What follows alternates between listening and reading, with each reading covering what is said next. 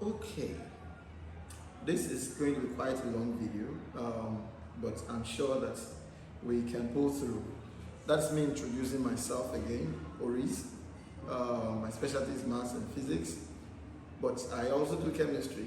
But this is what I do in my workplace. In Cambridge and Y classes, I do physics and chemistry, and my school is here in Liberia. Okay, this is going to be the fourth part of our introduction to chemistry. So I'm doing separation techniques today. Separation techniques are physical methods used to separate mixtures.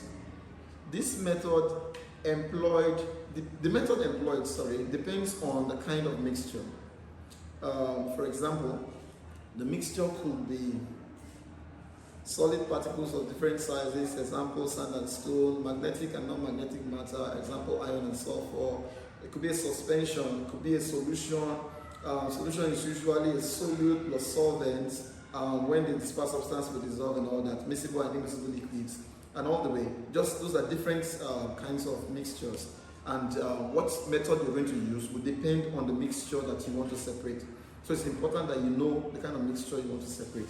So for sieving is the first here now. Sieving is used for separating solid particles of different sizes.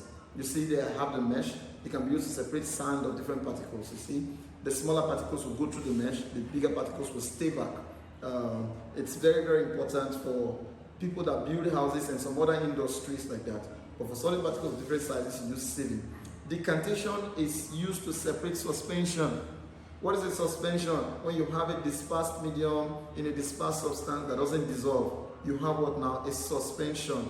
A suspension is formed, okay, yes. The dispersed medium does not dissolve in a dispersed substance, like we have mud in water.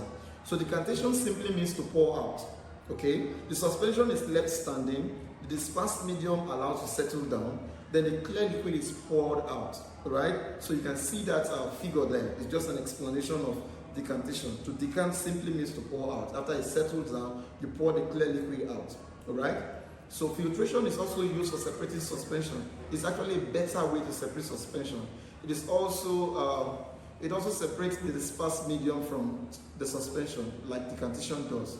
That is an arrangement of how the filtration is carried out. Those models are used actually. So you can just pause the video and then check out all the different stuffs there. It is faster and almost all the liquid is recovered. The filtered liquid is called the filtrate, and then what now? The filtered solid is called the residue. All right, that's the process for filtration. Then there's centrifugation. It is also used for separating suspension, particularly when you want to separate blood. They use centrifugation. During the blood test, the different components, plasma, platelets, red blood cell, white blood cell, and all of these are separated by what? Centrifugation. That is a figure to show you how the centrifuge looks like. So you have the test tube, different test tube, and then you put your content in one of the test tube and spin until it gets to the bottom, and then you can separate afterwards. Evaporation. When a dispersed substance, usually solid, dissolves in a dispersed medium, usually liquid, the dispersed substance is called a solute, and the dispersed medium is called a solvent. The resulting mixture is called a solution. Unlike suspension, the dispersed substance dissolves in what now? In solutions. Evaporation is used to separate the solute from the solution. Take note of that. If it's the solute you want from the solution, you use what? Evaporation. You see, that's another figure to explain. The first one is evaporation to direct, that's direct heating. The other one is indirect heating. So what are the advantages and disadvantages? You can find that out yourself. It is most efficient way of separating a solute from what? From solvent. Most efficient way, you heat and then the liquid will evaporate, leaving what? The solid. However, if the heat would destroy the solute, this method cannot be employed. I've asked that question before. What is the advantage of indirect heating? Why is the one method better than what? Than the other, right? The next is crystallization. Crystallization is also used to obtain solute from what? From solution. It's used to obtain solutes from solution. The process involves dissolving a solute in a hot solvent to form a saturated solution.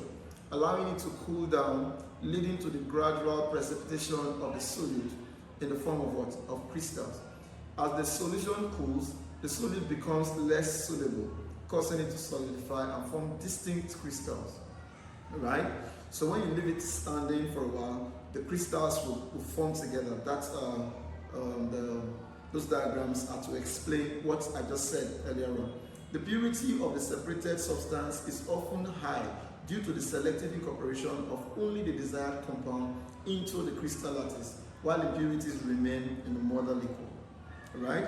Crystallization is utilized for purification, isolation, and production of high-quality substance in various industries, including pharmaceuticals, chemicals, and food processing industries. All right? You take your time out, pause the video, and then go through this. And then you can make more research on crystallization. Distillation is used when you want to separate the solvent. The other one is for getting the solute, this one is for getting the solvent from the solution.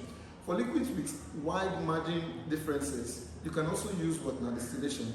Ordinary distillation can be used for this, but usually for liquids we use fractional distillation. That is the setup for ordinary distillation. In this process, the mixture is heated in a distillation flask, and at boiling point, the liquid vaporizes. The vapor is then condensed back into the liquid and collected in a separate container, like you can see there, resulting in the isolation of the liquid component from the original mixture. So if the solvent is what you want, you can use what distillation to get the solvent from the solution. So what do we use separating funnel method for? It is used for separating miscible liquids. No, that's L. Used for separating immiscible liquids. Used for separating immiscible liquid based on their different density. The apparatus typically consists of a stopcock at the base, allowing for the controlled drainage of the lower liquid layer. The miscible liquid mixture is introduced into the funnel. The denser liquid settles at the bottom, and then you open the tap, and then it flows. And then when you're getting close to where the other liquid is, you close it, and then you can remove the container, and then you replace it, and that's how you can separate the immiscible liquid, one from the other. Immiscible liquid, they cannot mix together, remember that. Fractional distillation is used for separating miscible liquids. It's used for separating miscible liquid. Fractional distillation is an extension of ordinary distillation that is employed when a mixture contains components with closer boiling points. You see there, one of the major differences is the introduction of the fractionating column. In this more sophisticated process, the vaporization condensation cycle is repeated multiple times with a fractionating column. The column provides a series of temperature gradients, allowing for a more precise separation of components based on their boiling points. Right? Fractionating column, very, very important for fractional distillation. As the vapor rises through the column, it undergoes multiple condensation and vaporization cycles, enriching the fractions with components of similar boiling points. Fractional distillation is useful for refining and purifying complex mixture, providing enhanced separation compared to ordinary distillation. Okay, chromatography. Chromatography is used to isolate, analyze, and identify the different components of the complex mixture. Right? You see, that is the setup for chromatography. The separation and analysis of the complex mixture is based on their differential affinities for a stationary phase and a mobile phase. The process involves passing a sample through a stationary phase, typically a solid or liquid material, while it interacts with a mobile phase, often a liquid or gas. As the components of the mixture interact differently with the stationary and mobile phases, they undergo varying degree of retardation, causing them to separate based on their unique chemical properties. This differential migration results in distinct bands, enabling the isolation and identification of individual components within the mixture. So the liquid will dissolve the solute and then take it up. And because they have different movement rates, they'll be separated. You see different columns there. There are 3 different isolated columns at the end of this chromatographic experiment.